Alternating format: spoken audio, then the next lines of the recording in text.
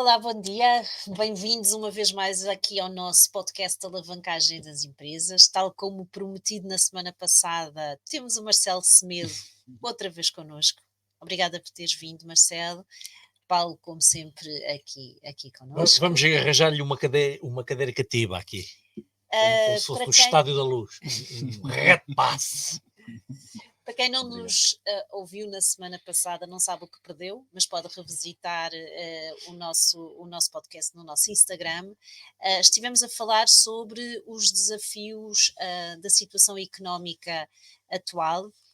Falámos muito nos desafios globais, no que nos tem levado a este contexto económico que estamos a viver. A conversa foi muito rica, muito animada, os feedbacks que quem nos ouviu foram excelentes. E então, como não terminámos a conversa, resolvemos chamar o Marcelo de volta, tal como prometido, e hoje vamos falar aqui um pouco mais da realidade portuguesa, da realidade nacional, daquilo que nos toca muito diretamente. E eu começava por aí. Vou começar hoje pelo Paulo, pode ser, Marcelo? Combinado. Paulo, como é que a realidade global se compara com aquilo que estamos a viver em Portugal? Ou seja, há situações ou características da nossa economia nacional que potenciam aquilo que vem da economia global e até da realidade europeia, ou até que nos tornam mais fortes? Sim, nós temos características de economia periférica e somos um país pequenito e, portanto, costuma-se dizer que quando a Europa se constipa, nós apanhamos uma gripe. E vivemos um pouquinho assim, não é? Cada vez que há alguma contração da economia a nível global, nós inevitavelmente somos afetados, normalmente de uma forma um pouquinho mais séria até do que os outros países. Da mesma maneira que os outros tendem a sair das crises um bocadinho primeiro que nós tendemos a ir atrás. Portanto, sim, há claramente uma afetação significativa da nossa economia quando globalmente as coisas não estão bem. Marcelo, achas que nós temos algumas características muito particulares que nos tornam mais frágeis ou mais fortes também? Olhando para o contexto mundial, ok? Há uns anos atrás, Portugal decidiu entrar na União Europeia. Ou seja, nós decidimos entrar na moeda única. Então, esse evento, quer se concorde, quer não, foi tomado. Então, essa é a nossa realidade. Ou seja, e eu digo isto porque Portugal, dadas as características que tem exatamente a mesma moeda que países muito mais fortes do que nós. Ou seja, o que eu quero dizer com isto é, olhemos para a força de uma Alemanha, olhemos para a força de uma França e gerir economias tão diferentes como a Alemanha e a França versus Portugal. Não é? A grande dificuldade onde é que está? Aquilo que pode ser necessário para a Alemanha hoje pode não ser bom para Portugal hoje. Mas essa é a nossa realidade. E isso é uma coisa que não podemos mudar. E porquê que eu penso desta forma? Que é aceitar essa mudança. Essa é a nossa realidade. Nós estamos a competir neste mercado, não é? Por isso, é o que é que nós podemos fazer para tornar a economia portuguesa competitiva. Eu acho que um dos graves problemas da economia portuguesa é esse. Ou seja, verdadeiramente marcas globais nós não temos. Não é? Ou seja, se tentássemos pensar uma grande empresa, uma grande marca global, pensamos Coca-Cola, HP, pronto, mas se pensarmos a nível de Portugal, se calhar temos dificuldades em pôr uma empresa portuguesa a esse nível. Não é? Temos uma Farfetch, provavelmente. Ok, boa, É o mais próximo, não? Boa. O Sim, nosso sim, primeiro sim. unicórnio. Claro, sim. Sim, mas não é uma marca global. Isso. Não é sequer uma marca nacional. Sai aí à rua a perguntar quem é que sabe o que é isso. Mas é uma empresa portuguesa. Não, Tudo bem. E não é diminuir a empresa, que obviamente temos que estar todos orgulhosos dela, e há outras empresas em Portugal que dão cartas a nível internacional. Mas sai à rua a perguntar quem é, não é sequer uma marca nacional. E foi a tua pergunta. Marca. Não temos uma marca global. Até a Espanha tem, não é? Sim. várias. E eu acho que o desafio é esse, não é? O que é que nós conseguimos fazer, não é? Para ter essas empresas com vantagem competitiva que se possam tornar marcas globais, não é? Porque isso é que nos vai dar... Temos até dificuldade em encontrar, provavelmente, indústrias a que associemos uma vantagem competitiva ao mercado português. Dar alguns exemplos até nas indústrias onde nós somos bons. Temos o Grupo Amorim, não é? Então, temos sim, claramente, deve ser a exceção, mas aí por questões até os sobreiros é aqui que estão. Portanto, não dá para fazer aquilo em muito mais lugares. Mas vinho, que é uma indústria clássica da economia portuguesa, onde nós somos muito bons, sim, mas nós vamos lá fora, em termos de marca, ou seja, de notoriedade, o vinho português não perdendo, na minha opinião, em qualidade para nenhum vinho do mundo, e em qualidade de preço, então, é seguramente o melhor do mundo, mas em todo o mundo, o vinho francês, italiano, espanhol, dentro do velho mundo, e no novo mundo, os vinhos australianos, californianos, argentinos e chilenos têm mais marca, são mais famosos do que o vinho português. A charcutaria portuguesa, que não perde para nenhuma charcutaria do mundo, vamos dizer que talvez a dos espanhóis, não quero também ser aqui presunçoso e pôr-me em bicos de pés, mas todo o mundo conhece a charcutaria espanhola e italiana, por exemplo, e pouca gente conhece a nossa charcutaria. Até no Brasil, presunto é chamado presunto de Parma. Até no Brasil, o nosso presunto não é reconhecido como o nosso presunto. Eles falam do presunto como o presunto de Parma. Nem sequer é o espanhol, é o italiano, não é? É o nome que dão ao presunto, é presunto de Parma. Porque o presunto, o que eles chamam presunto é o nosso fiambre.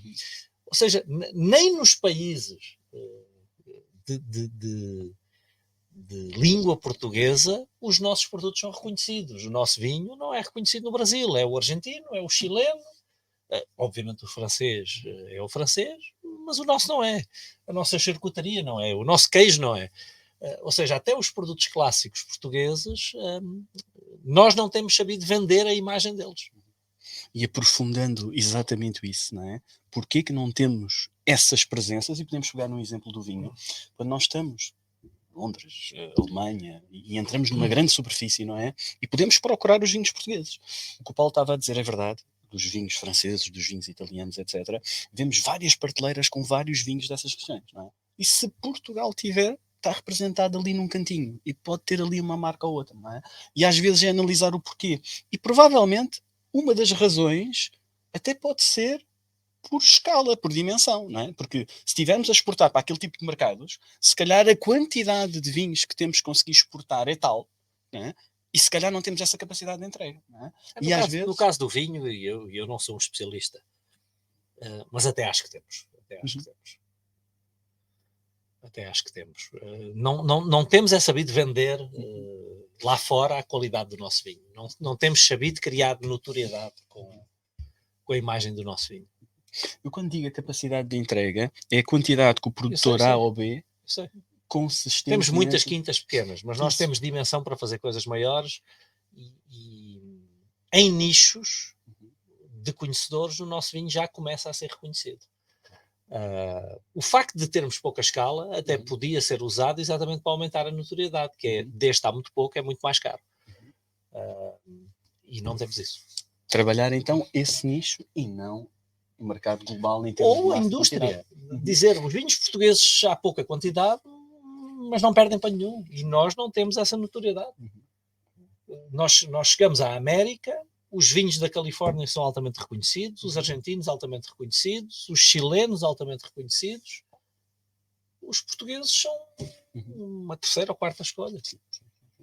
Muito embora, o investimento que a dada altura foi feito na marca Portugal e nos nossos produtos de marca Portugal, mas que acabou muito inconsequente. Mas isto simplesmente ligando aquilo que o Marcelo estava a dizer, não temos marcas globais, mas mesmo as nossas indústrias clássicas, nós não temos sabido criar ao longo do tempo uma notoriedade para essas indústrias. Mas na marca global, que e bem temos trabalhado, ela tem efeitos a outros níveis. Por exemplo, olhemos para o turismo, não é? E a importância que o turismo tem em Portugal tem muito a ver com esse desenvolvimento da marca. E aí, até de alguma forma, fomos visionários, fomos pioneiros, não é? E conseguimos explorar bem a economia digital e tudo mais, e conseguir promover a marca Portugal por essa via, não é? E se nós olharmos para a economia portuguesa, a importância que o turismo tem na nossa economia, não é? De facto, tivemos essa capacidade. E pronto, isso é positivo, não é? Tudo o que temos estado aqui a falar leva muito para a questão da internacionalização, da importância da internacionalização e do desafio da internacionalização ao tecido empresarial português, bem como a necessidade premente da digitalização das empresas. O facto de sermos um mercado pequeno, estarmos a passar por este contexto e por estes desafios económicos, por já termos falado na semana passada da dificuldade do acesso ao dinheiro e do custo do acesso ao dinheiro, achas que dificulta estas dois pilares hoje importantes de desenvolvimento empresarial? Eu penso que para nós, e acho que é a única forma de encararmos e vermos isso, não é? Que é o que nós temos feito nos últimos 10, 20 anos não tem resultado. Porque se tivesse resultado, nós teríamos um crescimento anual maior e estaríamos a convergir para a média dos outros países. E de facto o que está a acontecer é que nós estamos a distanciar. E pronto. Então, se assim o é tentar ver o que é que pode mudar de uma forma muito profunda no futuro, não é? E tentar usar isso a nosso favor. O que eu quero dizer com isso é inteligência artificial, pronto. É um tema que talvez há uns anos atrás víamos como uma realidade um pouco mais distante, não é? Mas hoje todos assumimos que ela está cá, está presente, não é? E porquê que eu pego neste tema? Está aqui claramente uma ferramenta que vai mudar ou está a mudar negócios. Por isso, ou abraçamos essa realidade, não é? Ou muitos negócios poderão tender a desaparecer se não se adaptarem, não é? Ou seja, pegando aqui num ou dois exemplos, não é? Vamos pensar numa sociedade de advogados, não é? A sociedade de advogados, da maneira que está organizada, muitas das vezes os organizados mais experientes, com melhores carteiras e tudo mais, têm um determinado quantidade de clientes e dedicam-se aos casos mais importantes. Ok, mas depois também há todo um outro trabalho, não é? Bastante, vá lá, que uma pessoa quando se acaba de formar e licenciar o pode fazer, que habitualmente é dado aos advogados com menos experiência, ou mais estagiários, ou seja, como for. E se calhar, e vou pegar aqui no exemplo da inteligência artificial, se calhar o número de advogados nesta condição de estagiários ou iniciados que seriam necessários antes da inteligência artificial seriam se calhar com a inteligência artificial necessitamos muito menos. Não é? Por isso, acaba por ser aqui um exemplo de o que é que podemos fazer para melhorar e adaptarmos a esta realidade se não nos adaptarmos. Corremos o risco de ficar fora do mercado. Por isso, em relação à digitalização, acho que devemos abraçá-la. Paulo, como é que as empresas, em particular as pequenas e médias empresas, podem trabalhar esta dificuldade de acesso ao dinheiro? E tu falaste na semana passada de tentarmos controlar a dívida e dessa necessidade de controlar a dívida e, por outro lado, poder crescer e desafiar-se para serem mais competitivos num mercado que é cada vez mais global.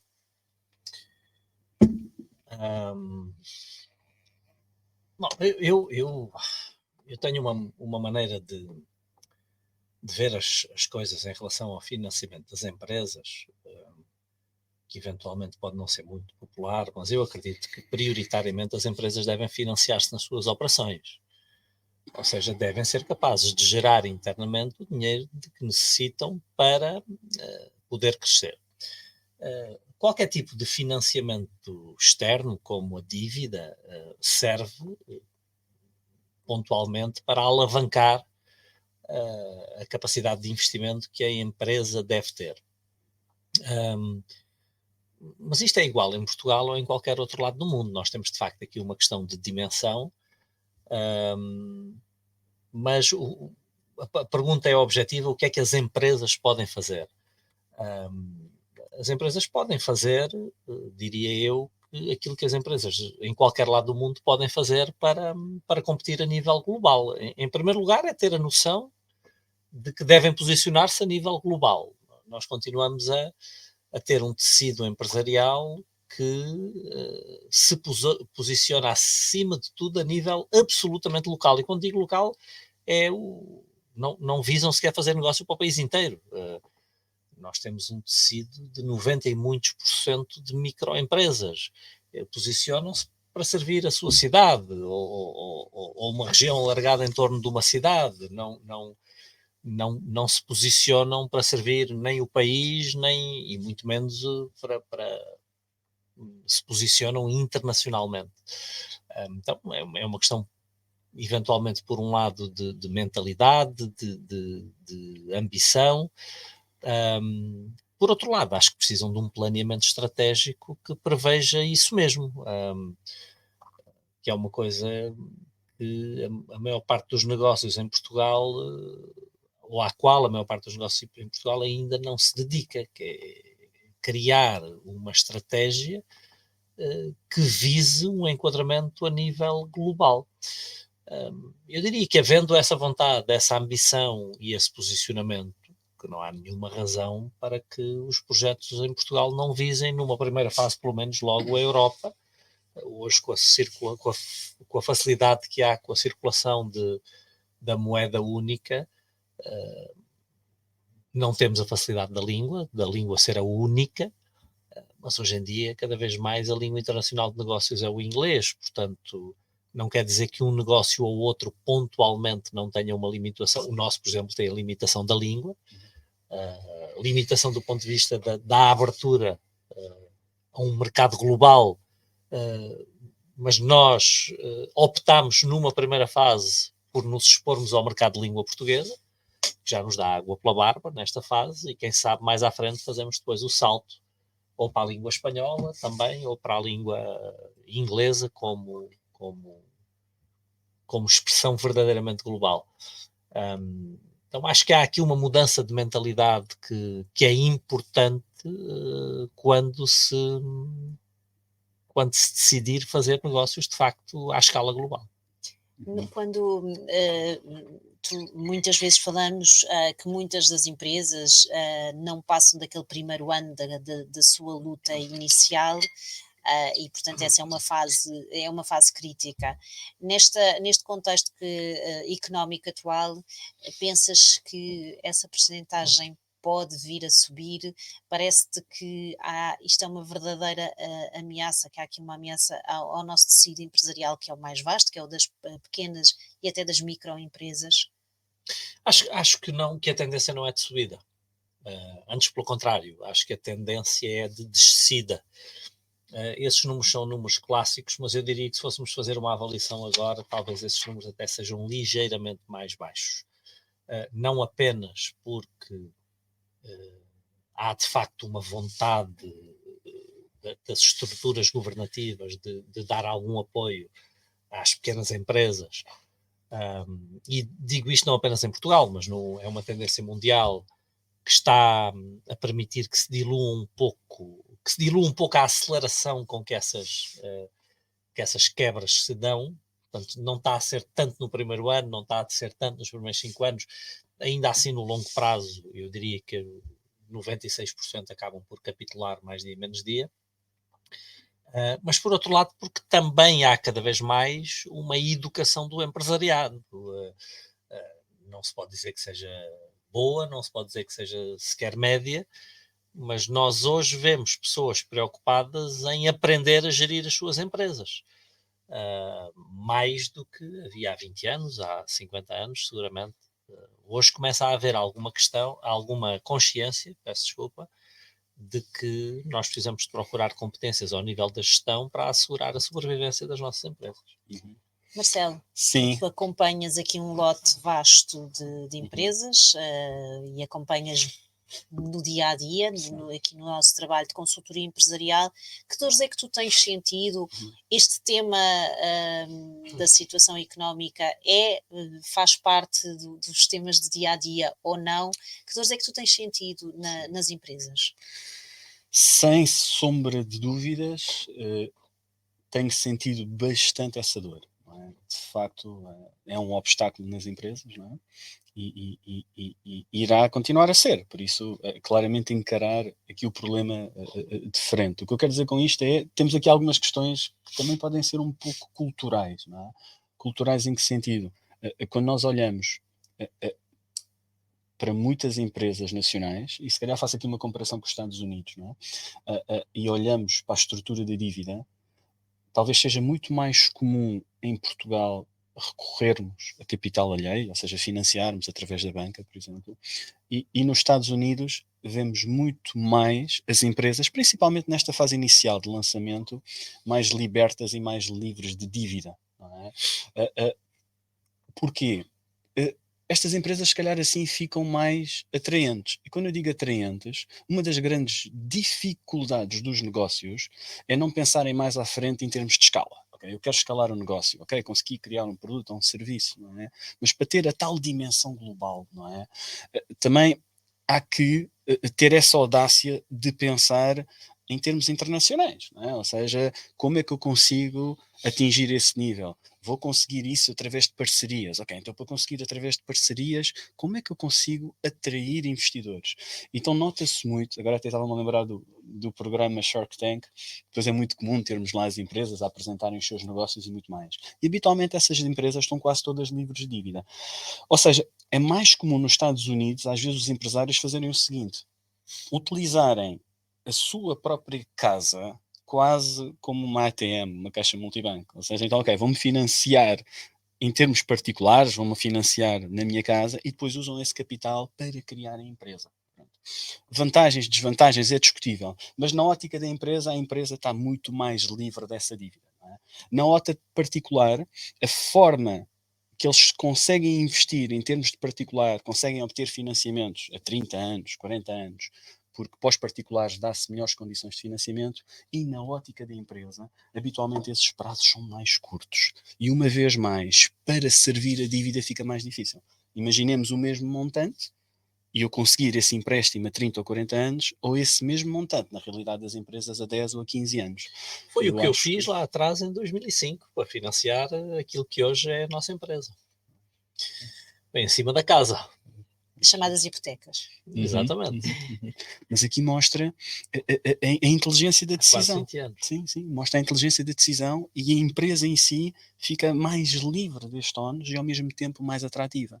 E quando eu digo pensar na escalabilidade, e também ter um pensamento ágil, porque muitas das vezes, sei lá, pegando aqui num exemplo ou outro, pensemos numa empresa, e até a nível nacional, que grande parte do seu negócio é no estrangeiro, França, pronto, seja o que for. Então, muitas das vezes, se a pessoa está a pensar na internacionalização, o que é que poderá fazer mais sentido eu fazer? Ok, eu tenho uma fábrica cá, eu estou a produzir cá, os meus produtos têm sucesso cá.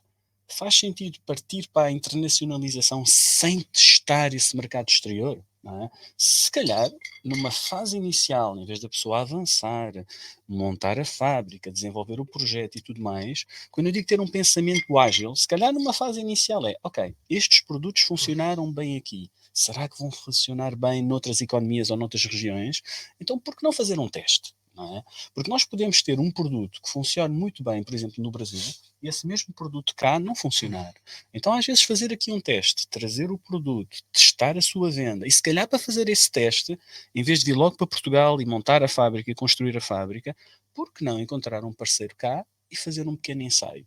O ensaio correu bem, o produto tem procura, tem mercado, então agora sim venho e monto o projeto por aí fora. Ou seja, eu acho que estes dois exemplos, a forma como as empresas estão financiadas, estou a pensar nas nacionais e depois também estou a pensar no mercado americano, e com este exemplo ter este pensamento um pouco mais flexível, não é? Que é, começo a fazer todo o projeto, a montar, agora já tenho a fábrica feita, agora já estou a produzir, e depois quando vou testar o mercado, afinal não tenho mercado para vender. Então às vezes ter este pensamento mais ágil e testar, não é? E por isso é que eu digo, o explorar parcerias pode ser interessante, principalmente para quem quer ganhar escala. Paulo, parece-te que a carga fiscal a que os empresários portugueses têm que responder pode ser aqui um entrave nesta fase? Eu acredito que sim. Às vezes as pessoas, quando ouvem os meus conteúdos, ficam revoltadas que eu não refiro isso, que eu não refiro a carga fiscal e as condições muitas vezes injustas, na minha perspectiva, em que os empresários em Portugal têm que trabalhar, porque não é apenas a carga fiscal, é todo o sistema fiscal. Porque há mais do que apenas a carga fiscal. Os pagamentos por conta, por exemplo, são qualquer coisa que eu considero absolutamente injusta, para não dizer impensável. E podíamos ir analisar uma série de outros detalhes. Eu tendo a falar muito pouco desse assunto, porque acredito que a nossa função de business mentors, não é? de mentores empresariais, é ajudar a pessoa a concentrar-se naquilo que ela pode fazer, independentemente das regras, em vez de ficar a reclamar das regras. Mas as regras são injustas. Claro que são injustas, e quando for a altura de comentarmos as regras ou de darmos opinião sobre elas, nós podemos dizer, sim, as regras são injustas, não deviam ser assim.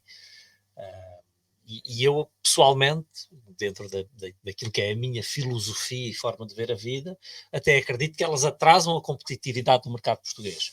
Podíamos comparar a outras economias com cargas fiscais muito mais ligeiras e que acabam depois por ter não apenas crescimentos muito maiores, como terem PIBs muito mais elevados, PIBs per capita muito mais elevados, mas mais ainda, que é salários mais elevados. No final do dia, nós temos que cuidar das condições de vida da população. Todas as ideologias, teoricamente, visam isso. Agora, umas acreditam que é por um lado, outras acreditam que é por outro. Eu acredito que se nós baixarmos a carga fiscal, tornarmos as empresas mais lucrativas, criadoras de riqueza, haverá mais para distribuir e, por consequência, seremos capazes de pagar salários muito mais altos e acreditar e dar condições de vida muito superiores à população. Temos vários exemplos. Aqui a Irlanda, ao nosso lado, é um ótimo exemplo disso e haverá outros. Mas o nosso papel não é político. Nós não estamos aqui para fazer política. Sim, eu tenho as minhas convicções, mas o meu papel não é fazer política. Essa não é a minha guerra. Não foi a guerra que eu escolhi. Não posso lutá-las todas. Tenho que me concentrar naquelas que eu acredito que posso ganhar. Então, o meu papel é ajudar as pessoas, independentemente das regras, que é o que eu faço também, independentemente das regras. Se as regras são estas, é como é que eu me torno bem sucedido empresarialmente, dadas as regras que nós temos. Se algum dia as mudarem a nosso favor, melhor, mas enquanto continuarem assim, é com estas que a gente tem que lidar. Sim. E essa literacia financeira, no fundo, aquilo que também nós procuramos ajudar os nossos empresários, torna-se fundamental nestes momentos mais difíceis. Sem sombra de dúvida. O que o Paulo comentou da carga fiscal e da competitividade que dá, ou neste caso retira à nossa economia. Muitas vezes na economia, uma coisa que comentamos, não é? Aqui só um exemplo, que é a curva de Lafarge. E pego só neste exemplo, porque na carga fiscal o efeito que poderá estar a ter na economia até pode ser contraproducente. Em que sentido? Chega a uma determinada altura, o aumento da carga fiscal acaba por dar uma menor recolha de receita fiscal. Ou seja, até pode ser mais saudável para a economia recuar a carga fiscal e se calhar a recolha de impostos até ser melhor, não é? Por isso... Se os lucros, sim, se estimular as empresas a ponto dos lucros aumentarem, a carga fiscal, sendo menor, representa uma maior recolha de impostos. O que se pretende é isso. E este pensamento às vezes até é contraintuitivo, porque temos a noção, ok, temos uma carga de impostos, se aumentarmos os impostos vamos recolher mais. E às vezes até tem um efeito contrário. Por isso... Não, porque nós limitamos a dimensão das empresas ao sobrecarregá-las com a carga fiscal. Sim. Trazendo isto, se calhar, para um exemplo que as pessoas possam entender com mais facilidade, e eu às vezes gosto dos exemplos básicos. O crescimento das empresas depende do reinvestimento dos seus lucros. Vou dizer outra vez, até porque depois há muita gente que discute isto, quando eu digo, e está tudo bem as pessoas discutirem, nós temos direito às nossas ideias. o crescimento de uma empresa depende do reinvestimento do seu lucro. É a semente que se volta a semear. Não há crescimento empresarial sem reinvestimento dos lucros. Por isso não há crescimento empresarial sem geração do lucro.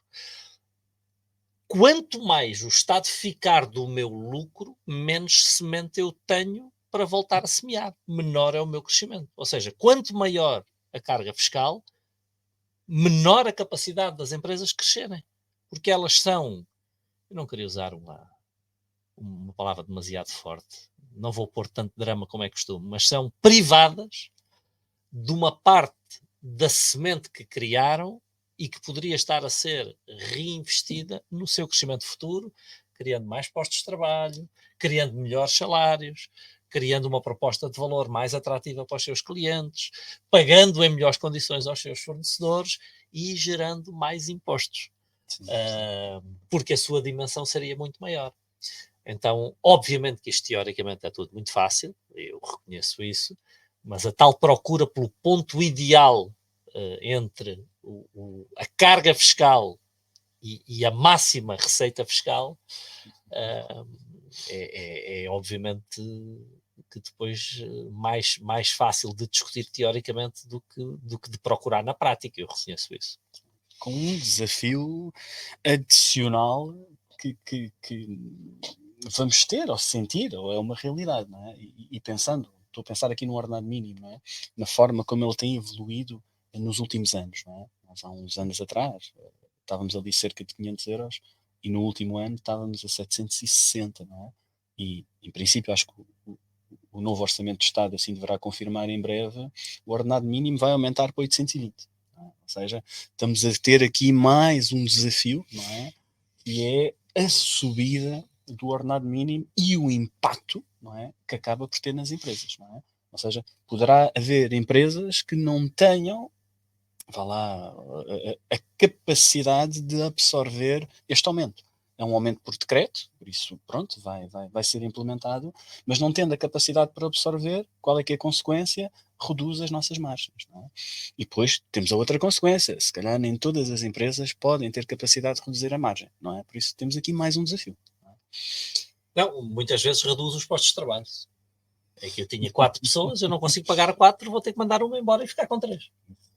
Com mais um desafio adicional que, por decreto, tenho que subir às 4, ou neste caso só às 3, e poderei não estar a subir aquela que criou mais valor e que me deu mais produtividade.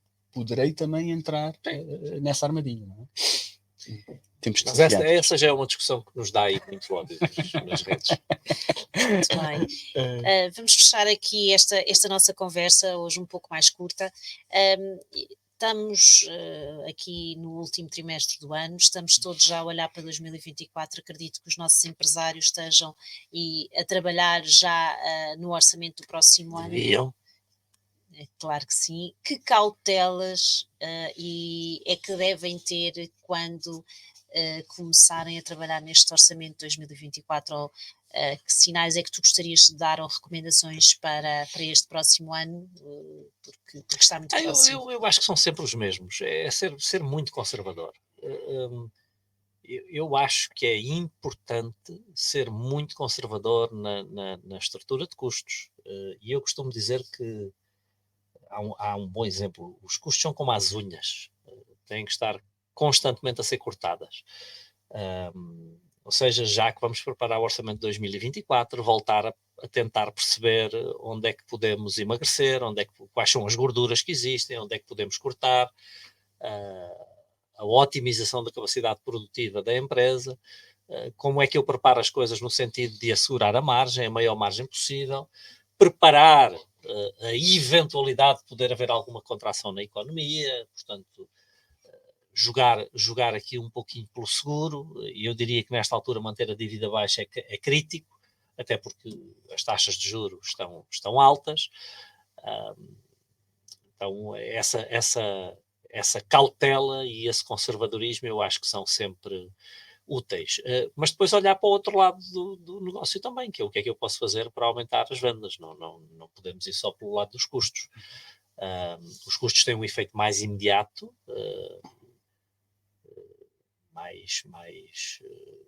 e mais significativo no curto prazo, mas o potencial de crescimento e de aumentar margens através das vendas é ilimitado. Então, continuar à procura daquilo que o mercado quer, ou o meu nicho de mercado quer, continuar à procura de refinar a minha proposta de valor e à procura de refinar os meus processos no sentido de chegar ao meu mercado da melhor forma que for possível. Marcelo, as tuas palavras para 2024, para os empresários que estão a preparar agora o orçamento. Então, eu acho que aqui uma coisa que pode ser gira é desafiar os empresários. Eu digo desafiar os empresários e evitar cair em vício de raciocínio. Ou seja, tenho uma visão, tenho uma maneira de ver o negócio e estou a executar essa visão. Passou um ano, passaram 2 anos, passaram 3 anos. Não é? E às vezes é interessante pôr algumas dessas ortodoxias em causa. E o que eu quero dizer com isto é, será que não há mais coisas na empresa que eu faça muito bem e que eu consiga monetizar? E eu digo isso porquê? Porque muitas das vezes a solução pode partir daí, não é? Se nós, e eu sei que o Paulo dá muito este exemplo do iceberg, principalmente em vendas, não é? Mas se pensarmos isto aqui também na ótica da empresa, não é? Muitas das vezes a ponta do iceberg são os produtos e os serviços que nós estamos a vender. Ok, mas muitas das vezes no corpo do iceberg, na base do iceberg, há muitas outras coisas que fazemos bem, não é? E se nós conseguimos transformar isso e monetizar isso, pode ser muito interessante. Só aqui um pequeno exemplo de um case, e estava aqui a pensar na Porsche. Ou seja, quando nós pensamos na marca Porsche, se calhar temos uma grande tendência e pensamos carros desportivos, carros rápidos, por aí fora, não é? Mas como é que a Porsche se vê, não é? Então, a Porsche vê-se como uma empresa de engenharia. Então, porquê é que eles se veem dessa forma e posicionam-se dessa forma? Quando nós olhamos para o volume de negócios da Porsche, cerca de 30 ou 35% da Porsche tem a ver com soluções de engenharia. Então o que eles fizeram, e são um exemplo aqui de uma ou duas parcerias, uma marca muito conhecida, neste caso de motas, é a Harley Davidson. Então alguns dos modelos da Harley Davidson são motores da Porsche. Então o que é que eles pensaram? Olharam para dentro, não é? Imaginaram o que é que fazem muito bem, não é? E por que não criar uma parceria?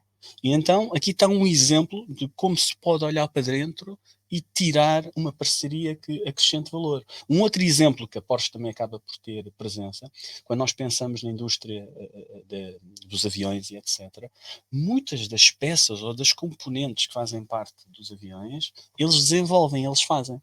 Ou seja, por isso, esta forma de às vezes de pormos em causa as ortodoxias e tentarmos ver a nossa empresa de uma outra forma, e tentarmos encontrar aquilo que somos muito bons e tentar potenciar, eu acho que na preparação do orçamento para 2024, eu acho que devemos partir com esta audácia, não é? Ou seja, ter essa coragem, não é? E desafiar a nossa forma de pensar, não é? Ou seja, acho que este é o conselho que eu posso dar.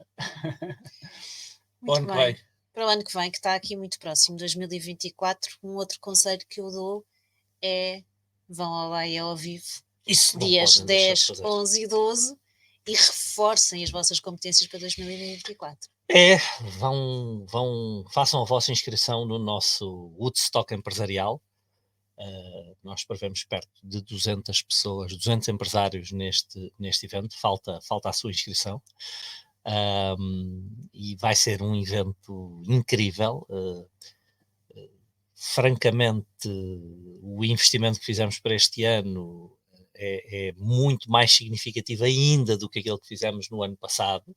Vamos ter muito mais gente do que no ano passado. Vamos ter pela primeira vez em eventos nossos oradores convidados, oradores internacionais, pessoas do mais alto gabarito com quem eu tive o privilégio de me cruzar na minha vida profissional e que deixaram uma marca muito positiva em mim. Michael Shinnick, da Irlanda, o Dutch Holland, do Reino Unido, radicado hoje no Luxemburgo, e o Leonardo Leão, do Brasil. É a primeira vez que qualquer um destes oradores sobe ao palco em Portugal e, portanto, é uma oportunidade única de os ver. Garantia, nós atestamos a garantia da qualidade da intervenção deles. E muitos conteúdos novos. Estamos a preparar muita coisa verdadeiramente interessante. porque queremos de facto transformar aqui o nosso Woodstock empresarial num evento cada vez mais emblemático aqui para o mercado português. Então eu diria que não podem ficar de fora. Os bilhetes começam a escassear já, porque há limites na dimensão da sala. Então, façam rapidamente a vossa inscrição e não percam esta oportunidade. É isso. Ficamos por aqui. Para a semana vamos falar sobre os ciclos de vida da empresa. É. E, portanto, para a semana temos o Paulo, mas nós vamos prometer fazer mais conversas aqui com convidados, não é? Sim, com o Marcelo Convidados outras internos, vezes convidados e externos. devemos ter os nossos consultores e para Exatamente. 2024, se não for antes, começaremos a ter aqui mais convidados de fora que possam vir acrescentar cada vez mais valor ao nosso podcast. Muito bem. Então, até para a semana.